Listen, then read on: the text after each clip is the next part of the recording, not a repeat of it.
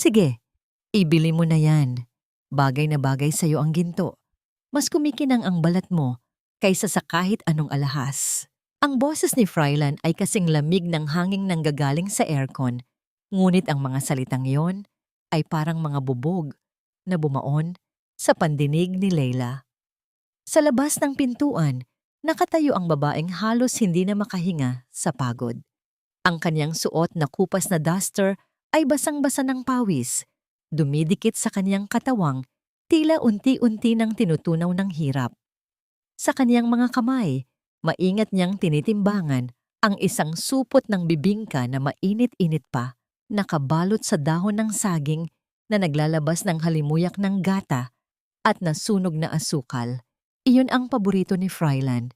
Binili niya iyon gamit ang huling barya sa kanyang pitaka matapos siyang maglakad ng 5 kilometro mula sa ospital para makatipid sa pamasahe. 10,000 piso. Iyon ang perang hawak ni Frylan habang nakaupo sa sofa, ang perang nakalaan sana para sa susunod na chemotherapy ni Maya. Nakita ni Leila kung paano marahang hinahaplos ng kanyang asawa ang kamay ng isang babaeng nakasuot ng seda.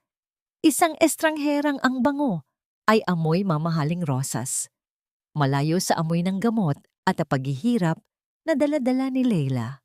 Pero Frylan, paano ang asawa mo? Baka kailangan nila to para sa bata. Narinig niyang tanong ng babae, isang tanong na punong-puno ng mapagpanggap na malasakit. Isang mapait na tawa ang kumawala sa mga labi ni Frylan. Huwag mo na silang isipin. Si Leila, malakas yun. Sanay na yun sa hirap. Ang bata naman, kahit anong gamot ang ibigay natin, parang itinatapon lang natin ang pera sa basurahan. Dito na lang tayo sa siguradong may kapalit na ligaya. Nabitawan ni Leila ang supot. Ang tunog ng pagbagsak ng bibingka sa malamig na sahig ay hindi narinig ng dalawa. Ngunit para kay Leila, iyon ang tunog ng kanyang buong mundo na nagkakapiraso. Ang malambot na kakanin ay kumalat sa tiles na dumihan ng alikabok, nawalan ng halaga sa isang iglap. Katulad ng kanyang katapatan sa loob ng 10 taon. Dahan-dahan siyang pumasok sa loob. Ang lamig ng aircon ay tila nanunuot sa kanyang mga buto. Ngunit ang mas masakit ay ang titig ni Frylan nang magtama ang kanilang mga mata. Walang gulat, walang pagsisisi. Tanging pagkabagot lamang ang nakita ni Leila sa mga matang dati ay nangako sa kanya ng langit. Nandyan ka na pala, tipid na sabi ni Frylan habang hindi man lang binibitawan ang kamay ng kalaguyo. Bakit ang dungis mo? Nakakahiya kay Cindy. Ang salitang hiya ay parang sampal na dumapo sa pisngi ni Leila. Hindi niya maramdaman ang kanyang mga paa. Ang kanyang lalamunan ay nanunuyo, parang punong-puno ng buhangin. Ang pera ni Maya, Frylan. Iyan ang pambayad natin sa ospital bukas. Nagmakaawa ako sa doktor na hintayin tayo. Tumigil ka na, Leila. Ang ingay mo. Putol ni Frylan, sabay tayo at lumapit sa kanya. Dinampot niya ang isang piraso ng papel sa lamesa at isinaksak ito sa dibdib ni Leila. Masyado ka ng pabigat. Hindi ko na kayang buhayin ng isang anak na mamamatay din naman at isang asawang mukha ng katulong. Pirmahan mo yan. Iyan ang kalayaan mo. Tumingin si Leila sa papel. Kasunduan sa paghihiwalay at pagtalikod sa anumang sustento. Sa gilid ng kaniyang paningin, nakita niya si Cindy na dahan-dahang tumayo. Ang mga daliri nito ay lalong pinaglaruan ang gintong kwintas na binili gamit ang dugot pawis ng kaniyang sakripisyo. Ang bibingka sa sahig ay tinapakan ni Frylan habang papalapit sa kanya. Nalamog ang malambot nitong laman sa ilalim ng kaniyang makintab na sapatos. Walang luhang lumabas sa mga mata ni Leila. Ang sakit ay masyadong malalim para sa luha. Ang nararamdaman niya ay isang uri ng pamanhid na nagsisimula sa kaniyang puso at kumakalat sa buong katawan. Isang uri ng katahimikan bago ang pagdating ng pinakamalakas na bagyo. Kung hindi ko pipirmahan ito? Mahinang tanong ni Leila. Ang boses niya ay nanginginig sa ilalim ng bigat ng kawalang pag-asa. Lumapit si Frylan sa kanyang tainga. Ang kanyang hininga ay amoy alak at panlilinlang. Kung hindi ka pipirma, wala nang makakarating na kahit isang kusing sa ospital ni Maya. Ngayon din, ipapatanggal ko ang pangalan ko bilang garantor. Saan ka pupulot ng pambayad sa oxygen ng anak mo bago lumubog ang araw? Naramdaman ni Leila ang pag-ikot ng paligid. Ang lalaking ito, ang ama ng kanyang anak, ay ginagamit ang buhay ni Maya bilang patalim na nakatutok sa kanyang leeg. Ang pag-ibig na kanyang iningatan ay naging isang lason na ngayon ay unti-unting pumapatay sa kanya. Pumili ka, Leila, hamon ni Frylan habang iniabot ang isang panulat. Ang dignidad mo o ang huling hininga ng anak mo? Nanginginig ang mga daliri ni Leila habang hinahawakan ng panulat. Ang tinta nito ay tila dugong dumanak sa puting papel. Bawat titik ng kaniyang pangalan ay isang piraso ng kaniyang kaluluwa na kusang isinusuko. Hindi siya tumingin kay Frylan. Alam niyang ang kaniyang asawa, ang lalaking minsan niyang tinawag na tahanan, ay nakangisi ngayon habang pinapanood ang kanyang pagbagsak. Good. Alam mo naman palang gamitin ang utak mo kapag kailangan. Kinuha ni Frylan ang papel ng mabilis, tila takot na mabawi pa ito. Ngayon, dahil tapos na tayo sa negosyong ito, may isa pa akong sasabihin. Masyadong malaki ang bayad sa kuryente rito sa bahay. Mula ngayon, ang aircon sa kwarto ni Maya ay patay na. Hindi naman niya kailangan yan. Natutulog lang naman siya buong araw. Nanlaki ang mga mata ni Leila. Ang init sa loob ng bahay ay sadyang malupit. At para sa isang batang may cancer, ang bawat patak ng pawis ay katumbas ng panghihina ng katawan. Frylan, wag naman.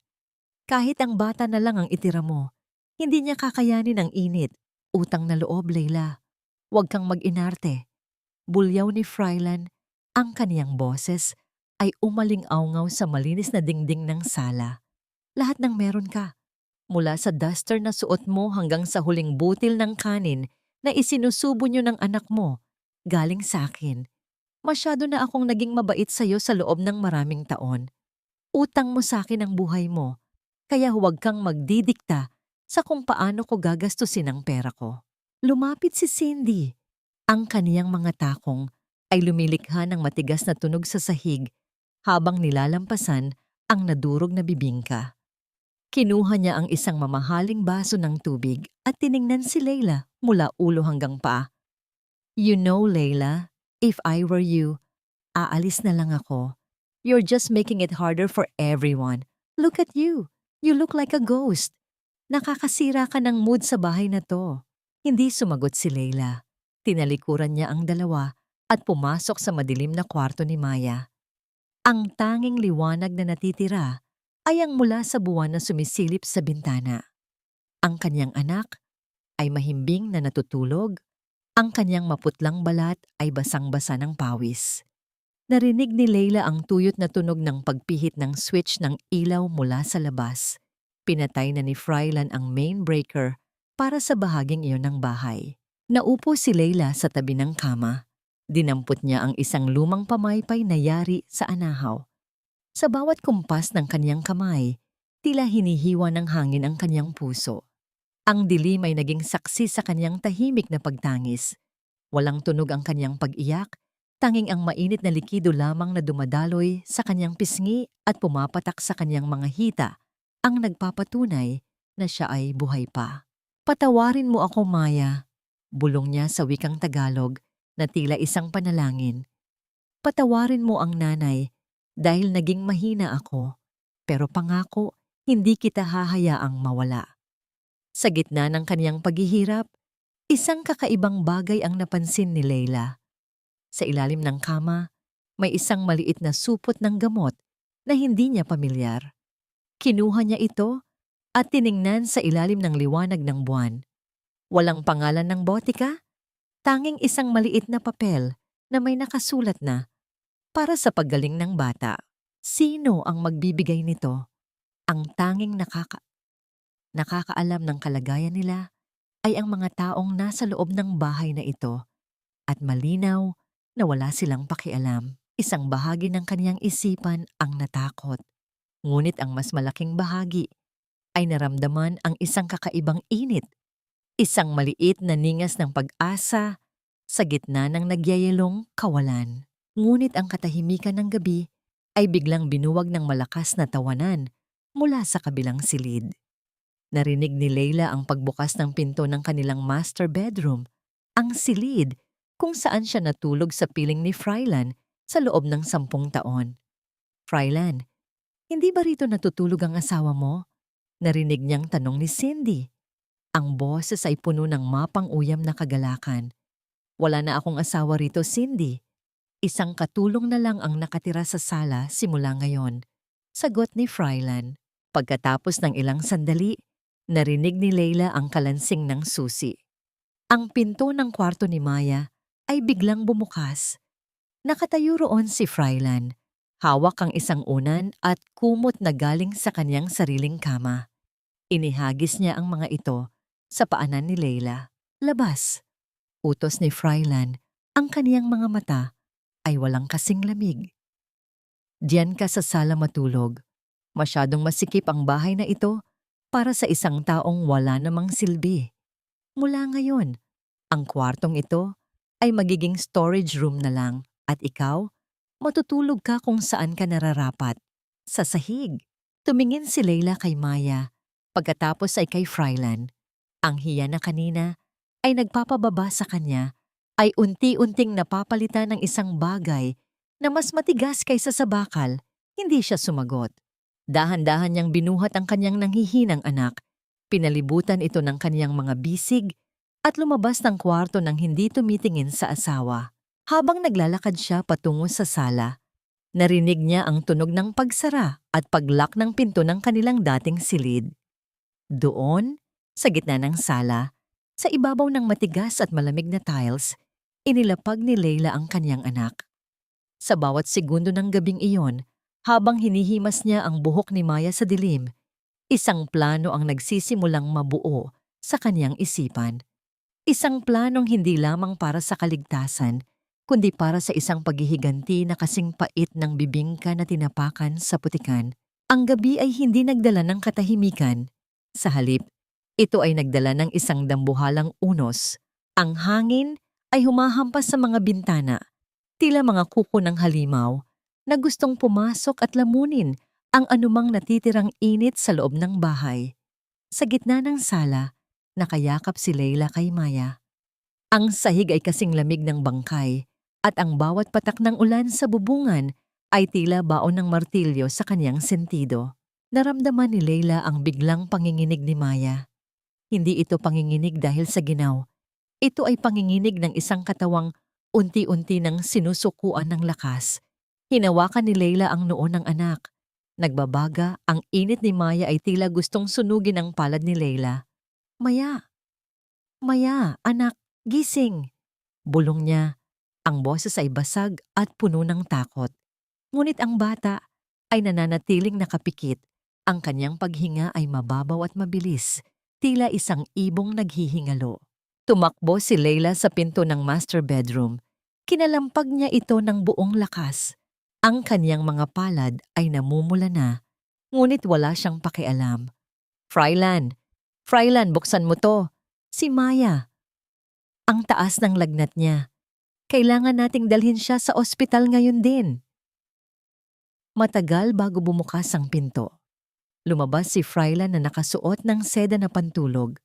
Ang kanyang mga mata ay mapupula sa antok at inis. Sa likuran niya, nakadungaw si Cindy, nakabalot sa kumot na dati ay pag-aari ni Leila. "Ano ba, Leila? Kita mong bumabagyo, di ba?" Singhal ni Frylan. "Gabi na. Magpunas ka lang ng maligamgam na tubig. Bababa rin yan. Huwag kang OA." "Hindi ito basta lagnat lang, Frylan. Alam mong mababa ang platelets niya. Please, ang susi ng kotse. Ako na ang magmamaneho kahit iwan mo na kami rito." Pagmamakaawa ni Leila, lumuhod siya sa harap ng asawa. Ang kaniyang noo ay sumasayad sa sapatos nito. Isang mapait na ngiti ang sumilay sa labi ni Frylan. "Ang susi? Sorry Layla, naubusan ng gasolina ang sasakyan. At kahit mayroon man, wala akong balak ilabas yun sa ganitong panahon para lang sa isang lagnat. Bumalik ka na sa sahig, nakakasira kayo ng tulog. Frylan, anak mo siya! Sigaw ni Layla. Isang sigaw na nanggaling sa kailaliman ng kaniyang pagkatao. Anak? Lumapit si Frylan at bumulong. Ang kaniyang hininga ay amoy mamahaling wine. Tingnan mo siya, Layla. Kamukhang kamukha mo. Mahina. Isang pasakit. Kung mawawala siya, baka mas gumaan pa ang buhay nating lahat. Isipin mo yon. Ipinagsara siya ni Frylan ng pinto. Ang tunog ng paglock ay tila hatol ng kamatayan. Tumayo si Layla. Ang kaniyang hiya ay tuluyan ng natunaw at napalitan ng isang mapanganib na determinasyon. Hindi siya hihingi ng tulong sa isang demonyo. Binuhat niya si Maya, binalot ng kaniyang tanging tuyong duster at kinuha ang maliit na supot ng gamot na nakita niya sa ilalim ng kama. Binuksan niya ang pinto ng bahay. Ang ulan ay sumalubong sa kanya na parang libu-libong karayom.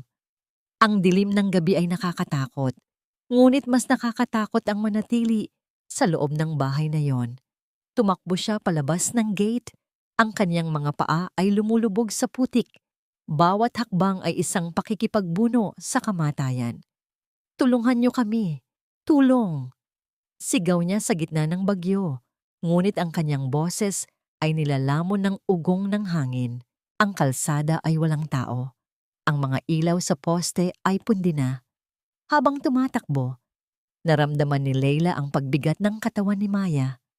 Ang bata ay nagsisimula ng bumitaw. Sa sobrang desperasyon, tumigil si Layla sa gitna ng kalsada at humarang sa tanging pares ng ilaw na papalapit. Isang itim na sasakyan na humaharurot sa gitna ng baha. Hindi siya umalis. Handa siyang masagasaan kung iyon ang tanging paraan para huminto ang sasakyan. Ang gulong ay huminto sa harap mismo ng kanyang tuhod. Isang lalaking may edad na, may awtoridad at malinis na anyo. Ang bumaba hawak ang isang payong. Ito si Don Ramon. Ang kanyang mukha ay nagpakita ng gulat nang makita ang isang babaeng parang basang sisiw. Yakap ang isang batang tila wala ng buhay. Diyos ko, iha! Anong ginagawa mo rito sa gitna ng bagyo? Tanong ng matanda. Tumingin si Layla sa kanya. Ang kanyang mga mata ay tila dalawang uling na nagnininga sa gitna ng kawalan. Iligtas niyo ang anak ko. Jebos, maawa kayo. Ibibigay ko ang lahat, pati ang buhay ko. Iligtas niyo lang siya. Tiningnan ni Don Ramon ang mukha ni Layla ng maigi. May kung anong alaala ang tila nagising sa kanya. Ang mga matang yan. Ikaw ba ang anak ni Ismael? Hindi na nakasagot si Layla. Ang kanyang mga binti ay sumuko na. Tuluyan siyang bumagsak sa kalsada, ngunit bago pa man tumama ang kanyang katawan sa semento, naramdaman niya ang matitigas na bisig ng mga tauhan ni Don Ramon na sumalo sa kanila. Dalhin sila sa ospital. Ngayon din. Ang huling narinig ni Layla bago ang lahat ay maglaho sa kadiliman. Puti. Lahat ay masyadong maputi. Ang unang naramdaman ni Layla nang idilat niya ang kaniyang mga mata ay ang amoy ng antiseptiko at malinis na tela. Isang malaking antithesis sa amoy ng amag at basang duster na huli niyang natandaan. Wala na ang hagupit ng ulan. Ang tanging naririnig niya ay ang mahina at ritmikong tunog ng isang makina, tila isang mekanikal na tibok ng puso na nagbabantay sa katahimikan ng silid. Maya, ang unang salitang kumawala sa kaniyang tuyot na labi. Ligtas ang anak mo, iha. Mahimbing siyang natutulog sa kabilang silid. Lumingon si Layla at nakita si Don Ramon na nakaupo sa isang armchair malapit sa bintana. Ang sikat ng araw ay tumatagos sa kurtina, nagbibigay ng gintong liwanag sa kanyang maputing buhok. Hindi makapaniwala si Layla. Ang silid na ito ay hindi katulad ng siksikang charity ward na kinasanayan niya. Ito ay isang private suite. Puno ng kagamitang tanging mayayaman lamang ang nakakagamit. Sino ho kayo? Bakit niyo kami tinutulungan? Tanong ni Layla. Pilit bumabangon sa kabila ng kaniyang panghihina. Lumapit ang matanda at iniabot sa kanya ang isang baso ng tubig. Ang tatay mo, si Ismael, siya ang nagligtas sa buhay ko noong panahon ng kaguluhan sa aming lalawigan. Namatay siyang hindi ko man lang nababayaran ang utang na loob ko. At kagabi, nang makita kita sa gitna ng bagyo, alam kong ang langit na ang nagbigay sa akin ng pagkakataong makabawi. Nabitawan ni Leila ang baso. Ang tubig ay tumulo sa malambot na kumot. Ang kanyang ama ay namatay na mahirap. Laging sinasabi ni Frylan na walang silbi ang kaniyang pinagmulan. Ngunit heto, ang kabutihan ng kaniyang ama ang naging tanging dahilan kung bakit sila humihinga pa ni Maya. Pero si Frylan, ang asawa ko, baka hinahanap niya kami. Pabulong na sabi ni Leila. Ang takot ay tila isang reflex na hindi niya maalis. Ngumiti ng mapait si Don Ramon at iniabot sa kanya ang isang tablet. Isang video sa social media ang nakabukas. Tingnan mo ito. Sa video, makikita ang kanilang bahay na pinalilibutan ng baha at mga rescuer. Nakatayo si Frylan sa harap ng kamera, nagpapahid ng pekeng luha habang nakayakap sa kanya si Cindy. Naghahanda lang ako ng gatas para sa anak ko nang mapansin kong wala na sila sa sala. Ang asawa ko, si Leila, baka natangay siya ng agos habang sinusubukang iligtas si Maya. Napakasakit. Hindi ko alam kung paano ako magpapatuloy kung wala ang mag-ina ko, sabi ni Frylan sa harap ng balita. Naramdaman ni Leila ang pagbaligtad ng kanyang sikmura. Ang lalaking pumatay sa kanyang pag-asa, ang lalaking nagtaboy sa kanila sa gitna ng unos, ay ngayon ay gumaganap bilang isang nagluluksang bayani sa harap ng buong bansa. Ginamit pa ni Frylan ang kanilang pagkawala para kumuha ng simpatya at donasyon mula sa mga tao. Gusto mo bang bumalik sa kanya? Tanong ni Don Ramon. Ang boses ay seryoso at walang halong biro. Hinding-hindi. Matigas na sagot ni Leila. Ang kanyang tinig ay hindi na nanginginig. Ang huling hibla ng pag-ibig ay tuluyan ng naging abo. Para sa kanya, patay na ako. Hayaan nating manatiling ganoon ang katotohanan. Matalinong desisyon, tumango ang matanda. Ang sabi ng mga doktor, kailangan ni Maya ng mahabang gamutan. Dadalhin ko kayo sa isang isla sa timog. Doon, walang makakakilala sa inyo. Doon, itatago natin ang inyong pagkatao hanggang sa dumating ang araw na handa ka nang bawiin ang lahat ng ninakaw sa iyo. Tumingin si Leila sa kanyang mga palad. Marumi, puno ng kalyo, at sugat-sugat mula sa mga taon ng paglilingkod sa isang asawang walang modo. Sa loob ng 10 taon, siya ang Leila na sunod-sunuran. Ang Leila na naniniwalang ang hiya ay mas mahalaga kaysa sa sariling dignidad. Don Ramon, tawag ni Leila, ang kaniyang tingin ay matalim na tila isang talim ng kutsilyo. Hindi lang gamot ang kailangan ko. Turuan niyo ako. Turuan niyo akong maging katulad niyo. Turuan niyo akong humawak ng kapangyarihan. Bakit, iha? Dahil ang mundong ito ay hindi para sa mga mababait. At sa oras na magtagpo muli ang landas namin ni Frylan, sisiguraduhin kong hindi lang bibingka ang matatapak-tapakan sa ilalim ng aking mga paa. Sa labas ng ospital, ang sikat ng araw ay tuluyan ng nagpawis sa mga bakas ng bagyo. Ngunit sa loob ng puso ni Leila, isang mas malaking unos ang nagsisimulang mabuo. Isang unos na hindi titigil hanggat hindi nito nadudurog ang bawat kasinungalingang itinayo ni Frylan. 5 taon. Ang 5 taon ay parang isang mahabang paghinga sa ilalim ng dagat.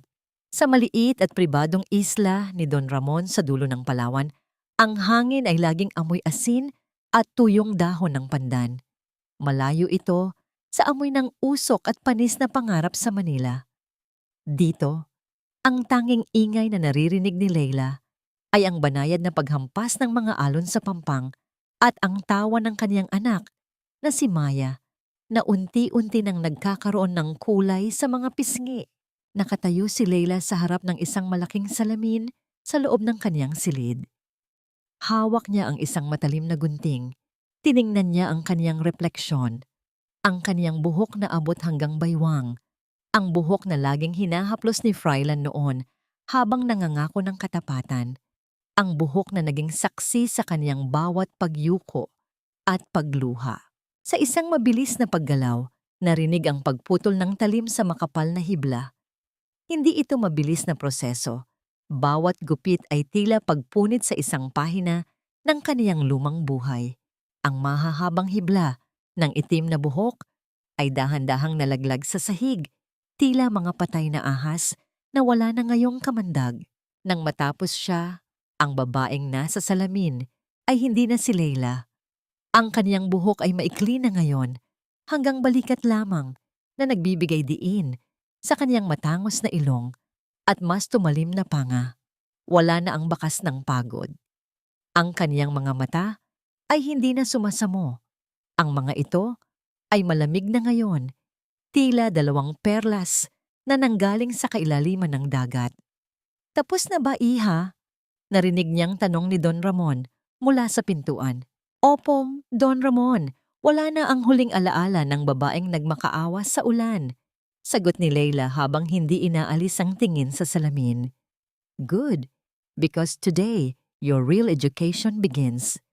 Lumapit ang matanda at iniabot sa kanya ang isang makapal na folder. Sa loob niyan ay ang lahat ng transaksyon ng kumpanya ni Frylan at gaya ng inaasahan, ang kanyang tagumpay ay nakatayo sa isang pundasyong gawa sa buhangin. Binuksan ni Leila ang folder. Nakita niya ang larawan ni Frylan sa isang business magazine. Mukhang mas bata ito, mas makintab ang suot na suit, at sa kanyang tabi ay ang asawa na niyang si Cindy. Sila ang tinaguriang golden couple ng real estate.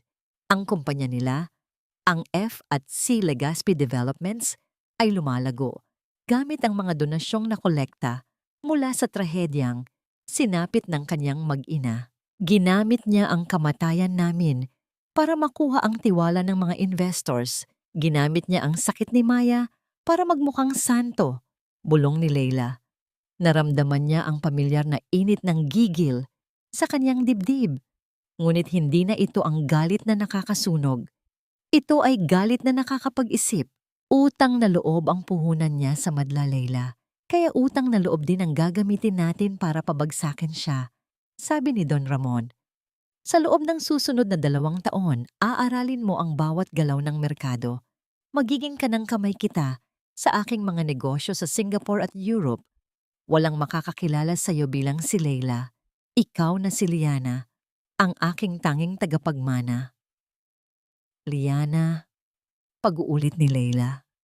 Ang pangalang iyon ay parang isang baluti. Yes, and remember this, ang pinakamasakit na paghihiganti ay hindi ang pagpatay sa kaaway, kundi ang hayaan siyang makita ang lahat ng bagay na inaasam niya na napupunta sa mga kamay ng taong akala niya ay kinalimutan na ng lupa. Lumabas si Leila sa beranda. Tanaw niya sa malayo si Maya na naglalaro sa buhanginan kasama ang isang tutor. Ang kanyang anak ay malakas na, malayo sa batang muntik nang mamatay sa dilim ng sala. "Don Ramon," tawag ni Leila nang hindi lumilingon. "Narinig ko ang balita. Magdiriwang daw sila ng 5th anibersaryo ng kanilang kumpanya sa susunod na buwan. Isang malaking charity gala. Gusto mo na bang pumunta?" "Hindi pa." Ngumiti si Leila, isang nangiting hindi umabot sa kaniyang mga mata. "Hayaan muna nating lumaki pa ang kanilang mga pangarap. Hayaan nating umakyat pa sila sa pinakamataas na tore. Dahil kapag mas mataas ang inakyat, mas madurog ang mga buto sa oras ng pagbagsak." Kinuha ni Leila ang isang pirasong papel, ang lumang resibo ng bibingka na itinago niya sa loob ng 5 taon. Kupas na at halos hindi na mabasa. Inilabas niya ang kanyang lighter at sinilaban ito. Pinanood niya ang apoy habang tinutupok ang huling ebidensya ng kanyang pagiging martir. "Wait for me, Frylan," Bulong niya sa hangin. Magbabayad ka. Kasama ang interes. Ang seda ng kanyang suot na kulay abo na dress ay dumudulas sa kanyang balat na tila malamig na tubig ng sapa. Sa bawat kumpas ng kanyang kamay, ang mga brilyante sa kanyang pulso ay naglalabas ng kislap na nakakasilaw, malayo sa mga sugat at kalyong dati ay pilit niyang itinatago. Sa loob ng 2 taon sa Singapore at London, hindi lang ang kanyang pangalan ang nagbago. Maging ang kanyang boses ay naging matatag, may awtoridad, at puno ng misteryo. Liana, you look stunning tonight. The investors are practically tripping over themselves just to get a minute of your time. Sabi ni Don Ramon habang iniabot sa kanya ang isang baso ng champagne. Nakatayo sila sa isang penthouse sa Bonifacio Global City. Tinatanaw ang naglalakihang gusali ng Manila na tila mga munting bituin sa lupa. Salamat, Don Ramon. Pero hindi ako narito para sa atensyon nila. Narito ako para sa kaisa-isang gusaling iyon. Itinuro ni Liana ang isang tore sa malayo. Ang bagong tayong Legazpi Prime Tower. Iyon ang pinakamalaking proyekto ni Fryland. Ang bunga ng lahat ng perang ninakaw nito sa kaniyang kinabukasan. Everything is set. We've successfully acquired 30% of the offshore shares of their company through our dummy firms. Ang kailangan na lang ay ang makuha ang tiwala ng board, paliwanag ng matanda. And of course, the primary bait. Ngumiti si Liana. Ang kanyang ngiti ay hindi na ang maamong ngiti ni Leila. Ito ay isang nangiting may talim, tila isang patalim na nakabalot sa pelus. The bait is already hungry, Don Ramon. Narinig ko na nagkakaproblema na sila sa cash flow dahil sa sobrang gastos ni Cindy sa kanilang lifestyle. They need a new partner, a savior. Sa loob ng 2 taon, pinanood ni Liana ang bawat social media post ni Cindy. Ang mga mamahaling bag, ang mga biyahe sa Europe, ang mga party na tila walang katapusan. Alam ni Liana na ang karangyaan ng dalawa ay isang malaking ilusyon lamang. Sa likod ng mga ngiti sa kamera ay ang mga utang na unti-unti nang sumasakal sa kanilang kumpanya. Mami, lumingon si Liana at nakita si Maya na nakasuot ng isang simpleng puting damit. Ang kanyang anak ay mukhang isang anghel, malusog at puno ng buhay.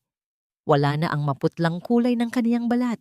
Sa halip, ang kaniyang mga pisngi ay kulay rosas na. Yes, sweetheart. Lumuhod si Liana para mapantayan ang anak. Hinaplos niya ang buhok ni Maya. Ang buhok na dati ay nalalagas dahil sa sakit, ngunit ngayon ay makapal at kumikinang. Bakit po tayo bumalik dito? Sabi niyo po, masama ang hangin sa Manila. Tanong ng bata sa kaniyang inosenteng tinig. Napatigil si Liana. Naramdaman niya ang isang kirot sa kaniyang dibdib, ngunit agad itong napalitan ng paninindigan. Bumalik tayo para kunin ang mga bagay na naiwan natin, Maya.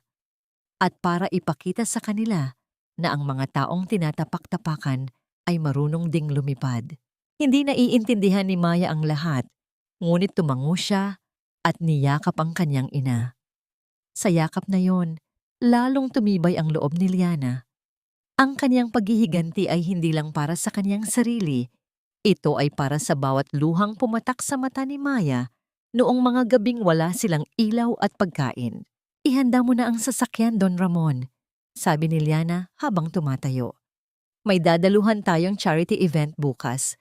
Ang Golden Couple ay nangangailangan ng bagong investor at ibibigay ko sa kanila ang eksaktong hinahanap nila. Sigurado ka na ba, Liana? Once you step into that ballroom, there's no turning back. Baka makilala ka ni Fryland. Paalala ng matanda. Tumingin si Liana sa salamin. Ang kaniyang mga mata ay walang kahit anong emosyon. Hindi niya ako makikilala dahil ang Leila na kilala niya ay namatay na sa gitna ng bagyo. Ang makikita niya ay ang babaeng sisira sa kaniyang mundo at ang nakakatawa roon, siya mismo ang magbubukas ng pinto para papasukin ako. Kinuha ni Liana ang kanyang clutch bag at isang bote ng pabango. Iyon ay isang espesyal na timpla. Amoy ng mga bulaklak sa sementeryo na hinaluan ng pinakamahal na musk. Isang amoy na nakakaakit ngunit may dalang babala ng kamatayan. Sa labas, ang gabi ay tahimik, ngunit sa ilalim ng katahimikang iyon ay ang dagundong ng isang paparating na katarungan. Ang pagbabalat kayo ay tapos na. Ngayon, ang tunay na laro ay magsisimula na. Ang bulwagan ng Manila Hotel ay tila isang dagat ng ginto at kristal. Ang bawat kislap ng chandelier ay tila nang uuyam sa labas ng mundo, kung saan ang mga tao ay nagkukumahog sa ilalim ng ulan. Ngunit sa loob, ang tanging naririnig ay ang banayad na tunog ng biolin at ang kalansing ng mga mamahaling baso ng kristal. Ito ang gabi ng Legazpi Hope Foundation Gala. Isang kabalintunaan. Ang isang lalaking pumatay sa pag-asa ng kaniyang sariling mag-ina ay ngayon ay nagpapatakbo ng isang pundasyon para sa pag-asa. Sa gitna ng karamihan, nakita ni Liana si Frylan. Mukhang matagumpay ito sa kaniyang itim na tuxedo, ngunit sa matalas na mata ni Liana, nakita niya ang bahagyang panginginig ng mga kamay nito habang humahawak ng baso. Ang kaniyang negosyo ay isang malaking bahay na gawa sa baraha, at isang ihip na lang ay guguho na ang lahat. Sa tabi nito ay si Cindy, na halos hindi na makagalaw sa bigat ng mga alahas na suot, mga alahas na alam ni Liana na nakasangla na ang kalahati sa mga bangko. Nang bumukas ang malaking pinto, tila tumigil ang pag-inog ng mundo. Pumasok si Liana kasabay ni Don Ramon. Ang kanyang pulang gown ay tila isang buhay na apoy na humahati sa karamihan. Ang kanyang bawat hakbang ay may tiyak na bigat. Ang kanyang ulo ay mataas, na tila isang reyna na naglalakad sa kanyang sariling kaharian. Sino siya? Ang bulong na mabilis na kumalat sa silid. Hindi nagtagal. Lumapit si Frylan. Ang kanyang mga mata ay nanlaki. Hindi dahil sa pagkilala, kundi dahil sa paghanga. Sa kanyang paningin, ang babaeng nasa harap niya ay ang ehemplo ng yaman at kapangyarihan na kailanman ay hindi niya naabot. Don Ramon, napakalaking karangalan na makita kayo rito, bati ni Frylan. Ang kaniyang boses ay puno ng mapagpanggap na paggalang. Pagkatapos ay lumingon siya kay Liana. Ang kaniyang tingin ay puno ng pagnanasa. And who is this lovely lady beside you? Ngumiti si Liana. Ang kaniyang mga mata ay nanatiling malamig sa likod ng kaniyang maskara ng kagandahan. Liana Lopez. Nice to meet you, Miss Lopez. Kinuha ni Frylan ang kanyang kamay at dahan-dahang hinagkan ang likod nito. Naramdaman ni Liana ang matinding pandidiri. Ang labi ni Frylan sa kanyang balat ay tila isang uod na gumagapang, ngunit hindi siya kumibo. Tiningnan niya si Frylan ng diretso sa mga mata. Ang mga matang dati ay punong-puno ng takot sa tuwing sisigawan siya nito. Ngunit ngayon ay punong-puno ng pang-aakit. I've heard so much about your foundation, Mr. Legazpi, sabi ni Liana sa wikang Taglish. Ang kanyang tono ay elegante at sadyang mapang-akit. Ang sabi nila, you're a man who values family and loyalty above all else. Napakabihira ng ganon sa mundo ng negosyo.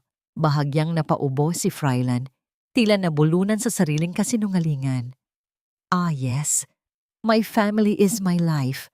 Ang pundasyong ito ay inialay ko sa alaala ng aking asawa at anak na nawala sa isang trahedya.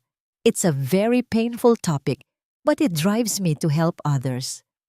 Narinig ni Liana ang mahinang pagsinghal ni Don Ramon sa kaniyang tabi. Ang kapal ng mukha ni Frylan ay wala talagang hangganan. How noble! Tugon ni Liana habang dahan-dahang inilalapit ang kanyang mukha sa lalaki. Ang amoy ng kanyang pabango, ang amoy ng sementeryo at musk ay pumasok sa ilong ni Frylan. Pero alam niyo, Mr. Legazpi, minsan ang mga bagay na akala natin ay nawala na, ay naghihintay lang sa dilim para bumalik. At kapag bumalik sila, hindi sila laging nagdadala ng magandang balita. Kumunot ang noo ni Frylan. May kung anong pamilyar sa boses ni Liana, isang himig na tila narinig na niya sa isang masamang panaginip.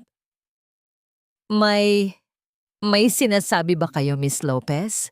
I'm just saying. Tumawa ng mahina si Liana, isang tunog na parang pagkabasag ng manipis na kristal. I'm looking for a new investment. At mukhang ang kumpanya niyo ang pinaka-interesante sa lahat. If you're interested, maybe we can discuss this further. In private? Ang mga mata ni Frylan ay kuminang sa pag-asa. Ito na ang kaniyang huling baraha. Of course, I would love that. Let's talk tomorrow, my office, or perhaps a more comfortable place. I'll call you, sabi ni Liana sabay talikod. Habang naglalakad siya palayo, naramdaman niya ang titig ni Cindy mula sa malayo. Titig ng selos at takot. Ang bitag ay nakalatag na. Ang hayop ay nakapasok na sa hawla. At ang masarap na bahagi ay hindi pa alam ni Frylan na siya ang tanging biktima sa piging na ito. Lumabas si Liana sa balkonahe para huminga ng sariwang hangin. Hinubad niya ang kanyang guwantes at kinuha ang isang wet wipe para punasan ang bahagi ng kanyang kamay na hinagkan ni Frylan. Kinuskos niya ito ng maigi hanggang sa mamula ang kanyang balat. Tila gustong alisin ang bawat bakas ng dumi na iniwan ng lalaki. Nagsisimula na itay. Bulong niya sa langit. Ang bibingka na tinapakan niya noon, ngayon ay magiging laso na unti-unting lalamon sa kanyang buong pagkatao. Ang ganda ng singsing mo, Cindy. Diamond ba yan? Pero parang may bahid na ng dumi sa gilid o baka dahil lang sa ilaw. Napatigil si Cindy sa pag-inom ng kaniyang kape. Nakaupo sila sa isang eksklusibong tea house sa Makati, isang lugar kung saan ang bawat tasa ay nagkakahalaga ng sahod ng isang ordinaryong manggagawa sa loob ng isang linggo. Tiningnan ni Cindy ang kanyang kamay. Ang kanyang mukha ay bahagyang namula sa hiya at inis. Oh, this? It's a gift from Frylan last year. Baka kailangan ko lang ipalinis, sagot ni Cindy. Pilit na pinapanatili ang kanyang classy na boses, pero naramdaman ni Liana ang panginginig sa tono nito. Ngumiti ng matamis si Liana. Ang kanyang boses ay parang pilus, malambot, pero nakakasuffocate. You know, Cindy, we're friends now. Kaya sasabihin ko na sa iyo ang totoo. Ang mga lalaking katulad ni Frylan, kapag nagsimula ng maging busy sa work, madalas ay may ibang proyekto na pinagkakaabalahan. I saw him earlier this morning. May kausap na magandang architect. Napaka-sweet nila tingnan. Ito ay isang malinis na kasinungalingan. Isang laso na dahan-dahang pumatak sa isipan ni Cindy. Nakita ni Liana kung paano humigpit ang hawak ni Cindy sa kaniyang mamahaling bag. Ang selos ay isang sakit na mabilis kumalat. At alam ni Liana na si Cindy, ang babaeng pinalitan siya noon, ay ang pinaka-insecure na tao sa mundo dahil alam nito kung paano magnakaw ng asawa. Architect? Sino? I know all his business partners. Tanong ni Cindy. Ang kaniyang mga mata ay nagsisimula ng maging mailap. Huwag mo na lang isipin yun. Baka paranoid lang ako. Kibit balikat ni Liana habang dahan-dahang hinihigop ang kaniyang tsa. Anyway, let's talk about the upcoming project.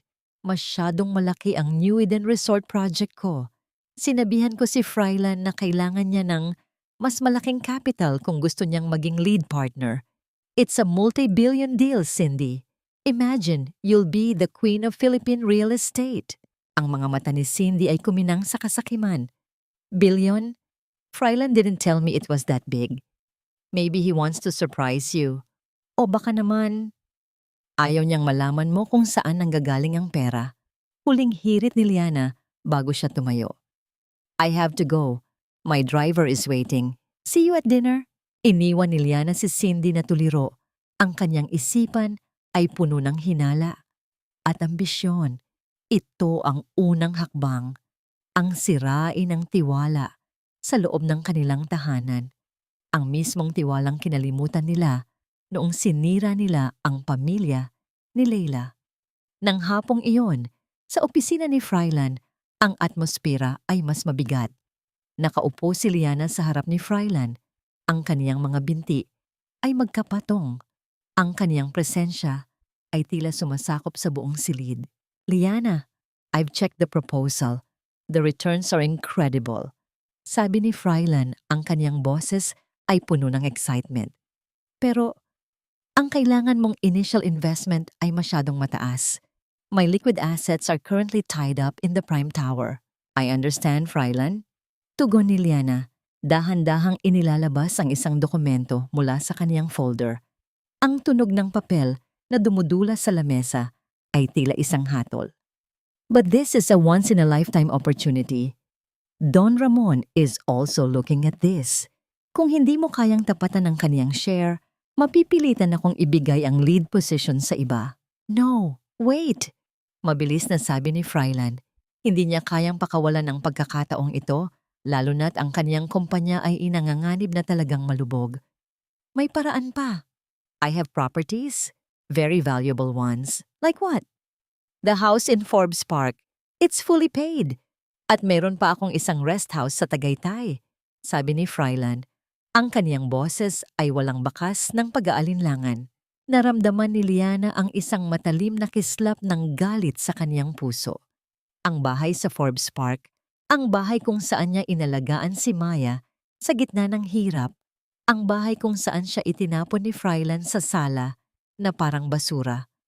Ang bahay na yon ay bunga ng pawis ng kaniyang yumaong ama na ipinamana sa kanya pero nakuha ni Frylan sa pamamagitan ng panlilinlang. Ang bahay niyo ni Cindy? Tanong ni Liana, tila nag-aalala. Will she agree to that? She doesn't need to know the details yet, sagot ni Frylan ng mabilis. I am the head of this family, at para naman sa kinabukasan namin ito. Kapag nakuha natin ang New Eden, mababawi ko rin ang bahay sa loob ng 6 na buwan. If you're sure, sabi ni Liana, ang kanyang mga daliri ay marahang dumampi sa dokumento. Sign here, Frylan. At ang titulo ng bahay kailangan naming hawakan bilang collateral hanggat hindi natatapos ang unang phase ng construction. Kinuha ni Frylan ang panulat. Sa bawat kurit ng kanyang pirma, tila nakikita ni Liana ang kanyang sariling nakaraan na dahan-dahang nabubura at napapalitan ng katarungan. Ang bahay na naging kulungan niya ay magiging mitya na ngayon ng pagsabog ng buhay ni Frylan. Nang matapos ang pirmahan, tumayo si Frylan at lumapit kay Liana. You are a very dangerous woman, Liana. You make me want to risk everything. You have no idea, Frylan. Sagot ni Liana, habang dahan-dahang inaayos ang kurbata ng lalaki. Hindi mo pa nakikita ang kabuuan ng kaya kong gawin. Paglabas ni Liana ng opisina, kinuha niya ang kanyang telepono at tinawagan si Don Ramon. The papers are signed. Hawak na natin ang titulo ng bahay. He just gambled his last sanctuary for a dream that doesn't exist. And Cindy? Tanong ng matanda. Nakahanda na ang mitya. Ngumiti si Liliana habang nakatanaw sa kalsada. Mamayang gabi, kapag umuwi si Frylan, ang makikita niya ay hindi ang mapagmahal na asawa, kundi isang babaeng handang sumunog ng bahay dahil sa selos. Ang gulo ay magsisimula na. At tayo ay manonood lamang mula sa malayo habang ang kanilang mundo ay nagiging abo. Ang amoy ng luma at maamag na papel ay humahalo sa lamig ng aircon sa loob ng pribadong vault ni Don Ramon.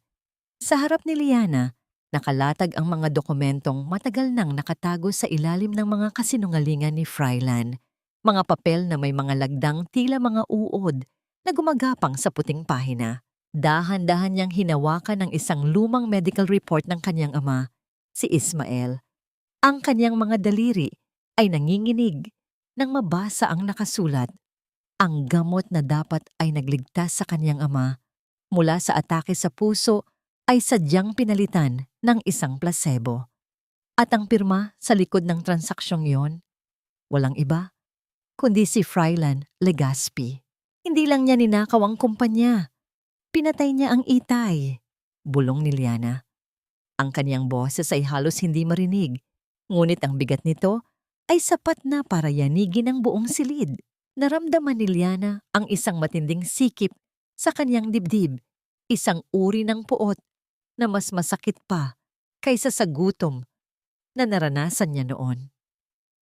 Hindi sapat ang mawala ang pera ni Fryland. Hindi sapat ang mawala ang kanyang dangal. Ang lalaking ito ay isang hayop na dahan-dahang pumatay sa lahat ng taong nagmahal sa kanya. Liana, ayos ka lang ba? Tanong ni Don Ramon habang papasok sa silid. Tumingin si Liana sa matanda. Ang kanyang mga mata ay tila dalawang nagbabagang uling. Ninakaw niya ang pondo para sa gamot ni Maya noon, Don Ramon. At ngayon nalaman ko, pinabilis niya rin ang pagpanaw ni Itay para lang makuha ang mga ari-arian namin. 10 taon. 10 taon akong natulog sa tabi ng isang mamamatay tao. The evidence is solid, Liana. This is the nail in his coffin, sabi ni Don Ramon. But we have to be careful. Kapag nalaman niyang hawak natin ito bago matapos ang investment, baka makatakas pa siya. Hindi siya makakatakas, sagot ni Liana habang maingat na itinutupi ang dokumento. Dahil sa bawat hakbang niya, may isang anino na nakabantay at ang aninong iyon ay ang mismong batang tinanggihan niyang iligtas. Kinabukasan, sa isang mataong mall sa Makati, naglalakad si Fryland habang masayang nakikipag-usap sa telepono. Kampante siya. Akala niya ay hawak na niya ang mundo dahil sa pangako ni Liana. Sa gitna ng kanyang paglalakad, hindi niya sinasadyang mabangga ang isang batang babae na may dalang mga libro. "Oops, I'm sorry sir," sabi ng bata sa wikang English. Ang boses ay malinaw at puno ng katalinuhan. Tumigil si Fryland. Tiningnan niya ang bata. Isang magandang bata na may mga matang tila pamilyar. Ngunit hindi niya matandaan kung saan niya ito nakita. "It's okay, kid. Be careful next time." "Thank you, sir. You look happy today," puna ni Maya habang inaayos ang kanyang mga gamit. Ayon sa plano ni Liana, dapat ay maipakita kay Maya ang mukha ng kanyang ama, hindi bilang isang magulang, kundi bilang isang paksa sa kanilang pag-aaral ng hustisya. I'm about to become the richest man in the city." Mayabang na sagot ni Fryland, hindi man lang napapansin ang pait sa likod ng mga mata ng bata. "What's your name, little girl?" Tumingin si Maya ng diretso sa mga mata ni Fryland. Ang titig na yon ay tila isang sumpa na hindi pa nauunawaan ng lalaki. "My name is Hope, sir."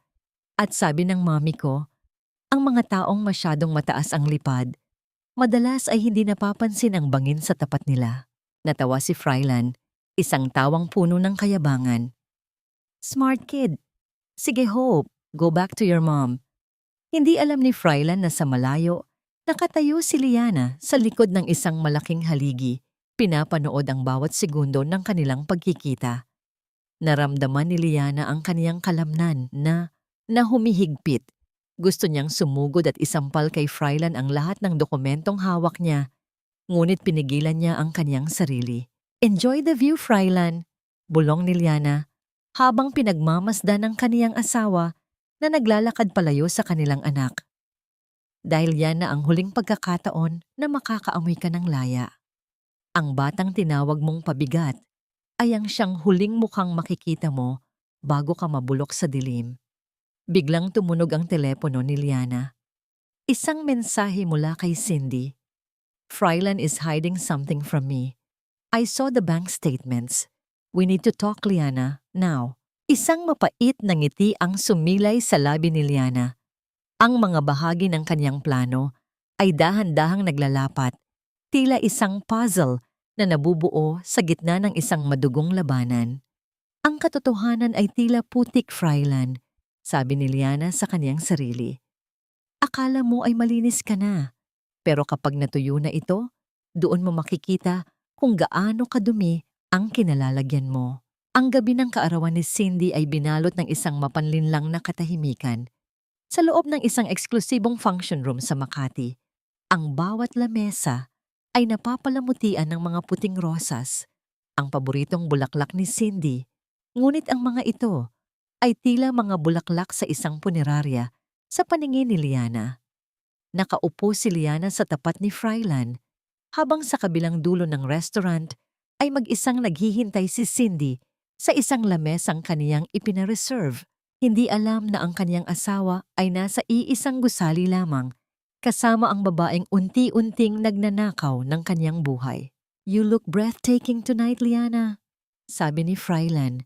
Ang kaniyang mga mata ay nagniningning sa ilalim ng liwanag ng kandila. "I've never felt this way about anyone before. Hindi lang kita partner sa negosyo. Feeling ko, ikaw na ang missing piece sa buhay ko." Naramdaman ni Liana ang pag-akyat ng asido sa kaniyang lalamunan. Ang bawat salita ni Frylan ay isang insulto sa 10 taon ng kaniyang pagpapakasakit bilang Leila. "Missing piece? Paano ang asawa mo, Frylan? It's her birthday today, isn't it?" Iwinasiwas ni Frylan ang kanyang kamay. Tila nagtataboy ng isang langaw. "Cindy, she's just a mistake from the past. Isang babaeng naging bahagi lang ng buhay ko nung kailangan ko ng kumpanya. Pero ikaw, Liana, iba ka. You have class, power, and the vision that I need." Dahan-dahang inilabas ni Frylan ang isang maliit na pilus na kahon. Nang buksan niya ito, isang dambuhalang brilyante ang tumambad. Ang kislap nito ay tila ng uuyam sa madilim na sulok ng silid. "I want you to be my wife, Liana. Forget about the offshore deals for a moment. I want us to build an empire together." Tumitig si Liana sa singsing. Sa loob-loob niya, gusto niyang tumawa ng malakas hanggang sa madurog ang mga kristal sa paligid. Isang asawa? "Frylan, you know I'm a businesswoman. I don't just give my heart away without security. Ang kumpanya mo, it's in a very fragile state. How can I be sure that I'm not just marrying into a debt?" "I'll do anything. Just tell me what you want." Mabilis na sagot ni Frylan. Ang desperasyon sa kanyang boses ay tila musika sa pandinig ni Liana. "Transfer the remaining 51% of the shares to my name," sabi ni Liana. Ang kaniyang boses ay malamig at walang pag-aalinlangan. "Bilang tanda ng iyong tiwala, sa oras na maging akin ang majority ng Legazpi Developments, magsasama ang ating yaman. We will be untouchable. I'll sign the marriage contract the moment the transfer is official." Nag-alinlangan si Frylan ng ilang segundo. Iyon ang kaniyang huling alas, ang huling bagay na nagpapanatili sa kaniyang pangalan sa mundo ng negosyo. Ngunit ang pagnanasa niya sa yaman ni Liana at ang takot na mawala ito ay mas matimbang. "Okay," bulong ni Frylan. "I have the papers with me. Alam kong hihingi ka ng ganito, kaya inihanda ko na." Inilabas ni Frylan ang mga dokumento. Sa ilalim ng malabo at madilaw na ilaw ng restaurant, muling gumalaw ang panulat. Bawat kaskas ng bolpen sa papel ay tila tunog ng isang kadena na pumuputok. Nang matapos ang huling pirma, ang kumpanyang itinayo ni Frylan sa ibabaw ng bangkay ni Ismael at ng luha ni Leila ay opisyal ng pag-aari ni Liana. "There!" sabi ni Frylan. Ang kanyang mukha ay puno ng tagumpay. "Now, tell me you'll marry me." Dahan-dahang kinuha ni Liana ang mga papel at isinilid sa kaniyang bag. Isang matamis at nakakatakot na ngiti ang sumilay sa kaniyang mga labi.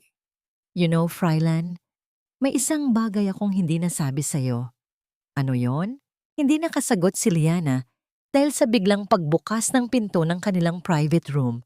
Ang tunog ng pagtama ng kahoy sa dingding ay tila isang pagsabog. Nakatayo roon si Cindy, basang-basa ang mga mata sa luha at ang kanyang mukha ay namumula sa matinding galit. Hawak niya ang kanyang telepono, isang tawag mula kay Liana na kanina pa naka-on. Kaya narinig niya ang bawat salitang binitiwan ni Frylan tungkol sa kanya.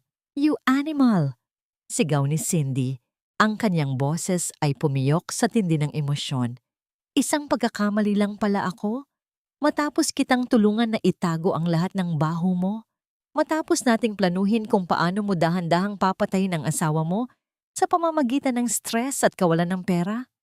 Namutla si Frylan. Nabitawan niya ang baso ng alak at ang tunog ng pagkabasag ng kristal sa sahig ay tila hudyat ng kaniyang katapusan. "Cindy, sandali, let me explain. Sandali." Walang dapat i-explain. Bulyaw ni Cindy. Kinuha niya ang isang kutsilyo sa lamesa. Ang talim nito ay kumikinang sa ilalim ng chandelier. Ngunit hindi niya ito itinutok kay Frylan, kundi kay Liana. At ikaw, akala mo ba hindi ko alam? Nakita ko ang mga gamot sa vault ni Frylan. Alam ko kung anong ginawa niya sa tatay ni Layla. At alam ko rin na ikaw ang dahilan kung bakit nagkakagulo ang buhay namin. Tumayo si Liana, kalmado at walang bakas ng takot. Actually, Cindy, you should thank me. Tinulungan lang kitang makita ang tunay na mukha ng lalaking ipinalit mo sa konsensya mo. Hindi niyo ako matatalo, sigaw ni Cindy habang nanginginig ang buong katawan. Frylan, may isang bagay kang hindi alam. Bago ako pumunta rito, may ipinadala akong sulat sa Bureau of Internal Revenue at sa mga news outlets. Kung babagsak ako, sasama kayong lahat sa akin sa impyerno. Nanlaki ang mga mata ni Frylan. Ano? Anong ginawa mo, Cindy? Isang malakas na katok ang narinig mula sa labas ng pinto. Hindi isang katok ng serbisyo, kundi ang matitigas na hampas ng awtoridad. Police! Open the door! Tumingin si Liana kay Frylan. Ang kaniyang mga mata ay tila nagdiriwang. Happy birthday, Cindy! At para sa iyo, Frylan, ito na ang huling hininga ng iyong kalayaan. Ang tunog ng pagbagsak ng pinto ay hudyat ng pagtatapos ng isang mahabang pagtatanghal. Pumasok ang mga tauhan ng National Bureau of Investigation. Ang kanilang mga yabag ay mabigat at puno ng awtoridad, habang sa likuran nila ay ang kislap ng mga kamera mula sa media na kanina pa pala naghihintay sa labas. Frylan Legaspi, you are under arrest for corporate fraud, embezzlement, and a pending investigation regarding the suspicious death of Ismael Santos. Ang boses ng opisyal ay kasing lamig ng asero. Napaurong si Frylan, ang kaniyang likod ay tumama sa pader. Ang kaniyang muka ay nawalan ng kulay, tila isang bangkay na binuhusan ng pintura. Wala akong kasalanan. This is a misunderstanding. Liana, tell them. Tell them we're business partners. Tumingin si Liana sa kanya. Sa loob ng ilang sandali, nanatili siyang tahimik. Pinapanood ang bawat hibla ng takot na gumagapang sa mukha ng lalaki. Dahan-dahan niyang inalis ang kanyang mga guwantes at inilapag ang kanyang bag sa lamesa. Sa loob nito, kinuha niya ang isang maliit at lumang supot na nakabalot sa tuyong dahon ng saging. Partners? Mahinang tanong ni Liana. Ang kaniyang boses ay nagbago. Hindi na ito ang eleganteng tono ni Liana Lopez, kundi ang boses ng isang babaeng malaon nang ibinaon sa limot. Ganyan din ang sinabi mo sa akin 10 taon na ang nakakaraan, Frylan, na magkatuwang tayo sa hirap at ginhawa. Kumunot ang noo ni Frylan. Ang kanyang mga mata ay pilit na inaaninag ang mukha ni Liana sa ilalim ng maliwanag na ilaw ng mga kamera.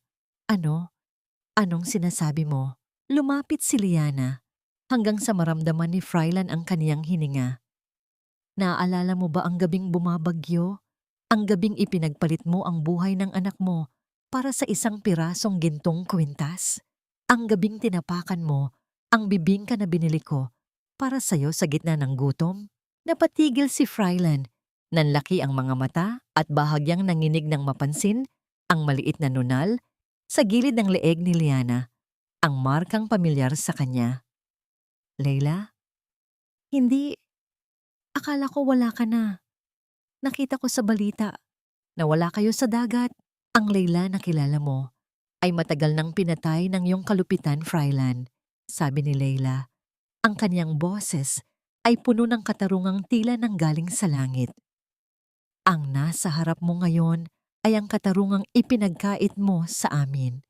Ang bawat sentimong hawak mo, bawat lupang kinatatayuan mo, at bawat hininga ng kalayaan mo, kinuha ko na ang lahat. Wala ka ng pag-aari, Frylan. Kahit ang pangalang Legaspi, dudungisan ko hanggang sa huling hibla nito. You set me up, sigaw ni Frylan. Susugurin sana niya si Layla, ngunit agad siyang napigilan ng mga pulis. Ang kaniyang mga kamay ay mabilis na pinalibutan ng malamig na posas. Tumingin si Leila kay Cindy na ngayon ay nakasalampak sa sahig, umiiyak at nagmamakaawa. At ikaw, Cindy, ang gintong kwintas na suot mo, binili yan gamit ang dugong nanggaling sa chemotherapy ng anak ko. Hayaan mong ang bigat ng gintong yan ang sumakal sa iyo habang nasa loob ka ng selda. Ibinigay ni Leila ang supot ng bibingka kay Frylan. Kainin mo yan, Frylan. Iyan ang huling pagkain galing sa akin. Lasapin mo ang pait ng bawat butil. Dahil sa loob ng kulungan, ang tanging matitira sa iyo ay ang amoy ng napanis mong pangarap. Habang hinihila si Frylan palabas ng silid, ang kaniyang mga sigaw at pagmamakaawa ay nilamon ng ingay ng mga reporter na nagtatanong. Ang kaniyang Golden Empire ay gumuho sa loob lamang ng isang gabi. Tila isang kastilyong buhangin na tinangay ng malakas na alon. Nang maiwan si Leila sa loob ng silid, dahan-dahan siyang lumapit sa bintana. Tanaw niya ang malayo, kung saan ang mga ilaw ng lungsod ay tila nagdiriwang. Kinuha niya ang kanyang telepono at tinawagan si Maya. "Mami, tapos na po ba?" Tanong ng maliit na boses sa kabilang linya. Naramdaman ni Leila ang unang patak ng luha na dumaloy sa kaniyang pisngi. Hindi luha ng sakit, kundi luha ng ganap na paglaya. "Opo anak, tapos na. Wala na tayong kailangang katakutan. Makakatulog na tayo nang mahimbing sa isang bahay na may ilaw. At hinding-hindi na tayo kailanman matutulog sa malamig na sahig." Pinanood ni Leila ang mga sasakyan ng pulis na lumalayo. Ang kanilang mga asul at pulang ilaw ay unti-unting naglalaho sa dilim. Ang gabi ay malamig. Ngunit sa unang pagkakataon sa loob ng maraming taon, naramdaman ni Leila ang init ng tunay na kapayapaan sa kaniyang puso. Ang mga pahayagan sa sumunod na umaga ay tila mga sulo na tumupok sa huling bakas ng dangal ni Frylan.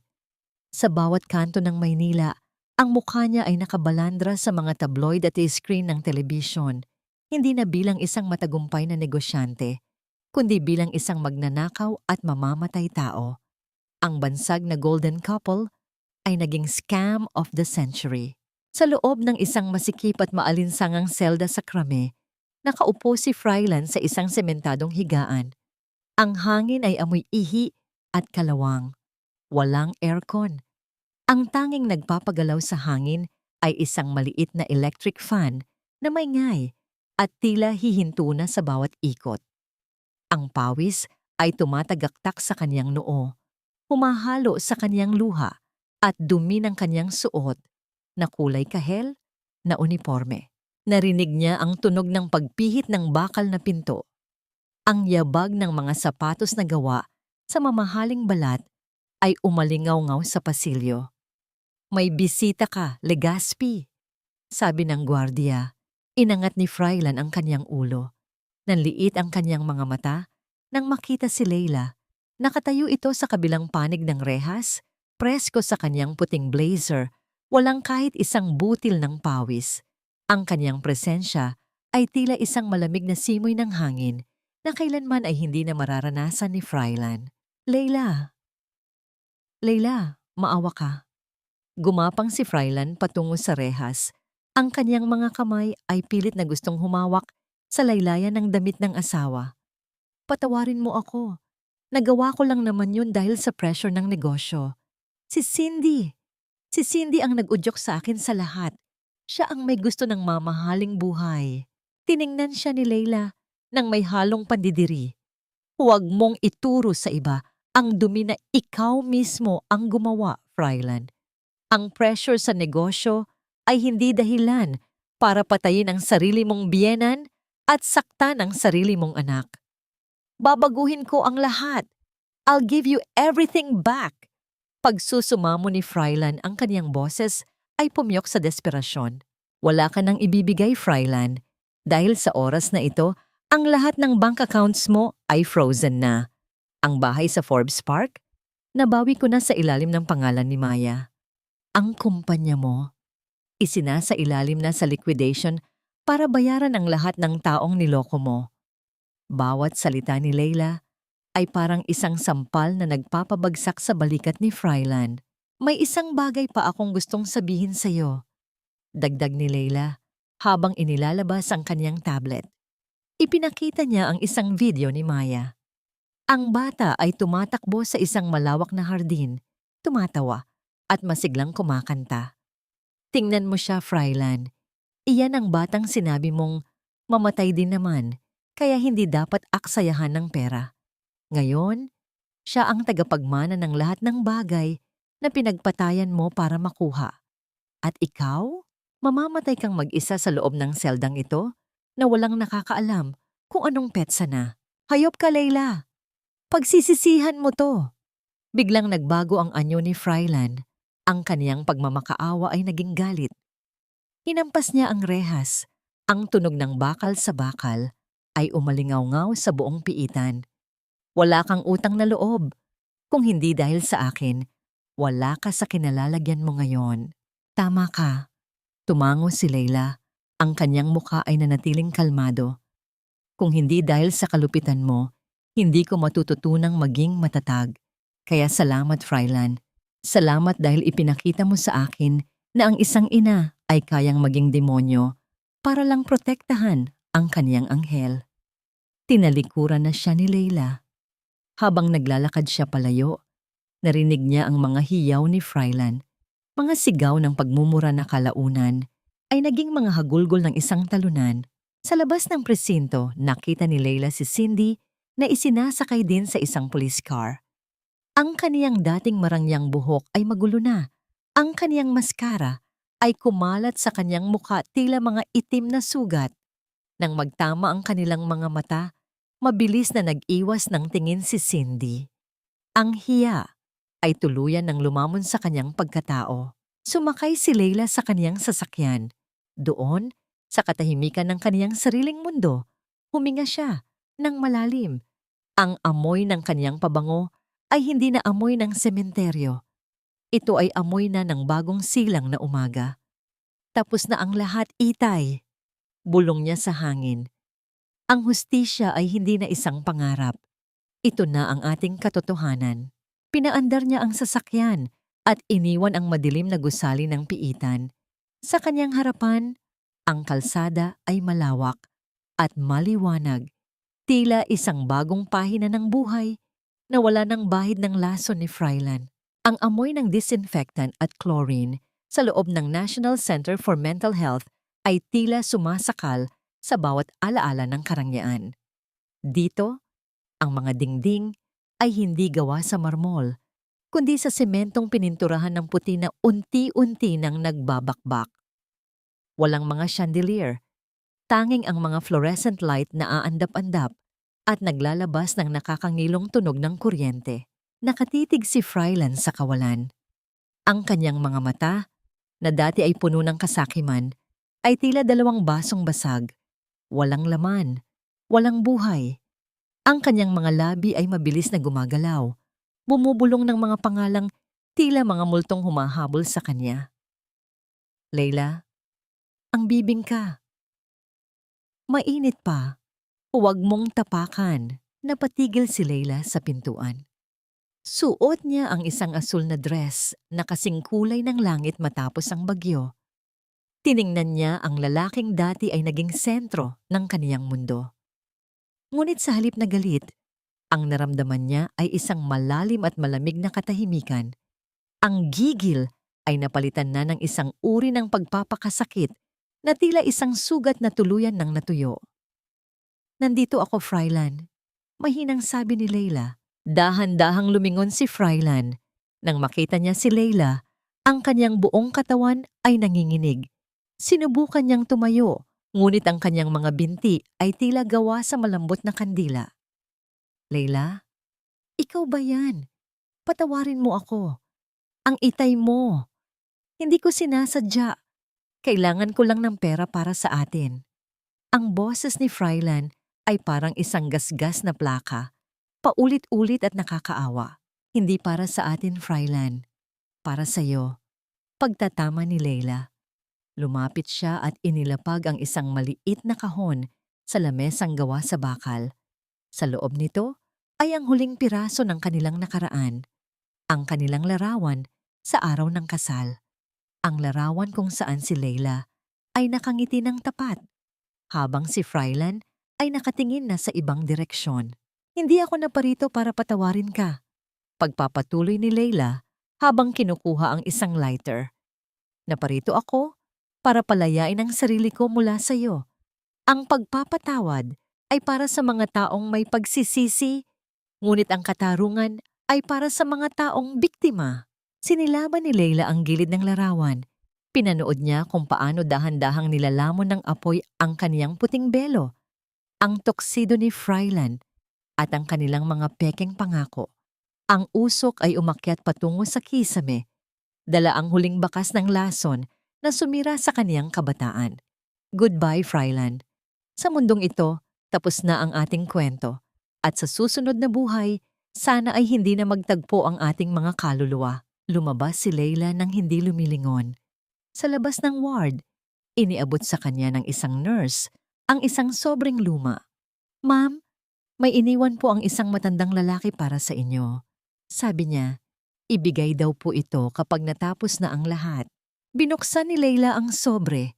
Ito ay sulat mula kay Don Ramon, ngunit ang sulat ay hindi galing sa kanya, kundi isang lumang testamento ng kaniyang ama na itinago ni Don Ramon sa loob ng maraming taon.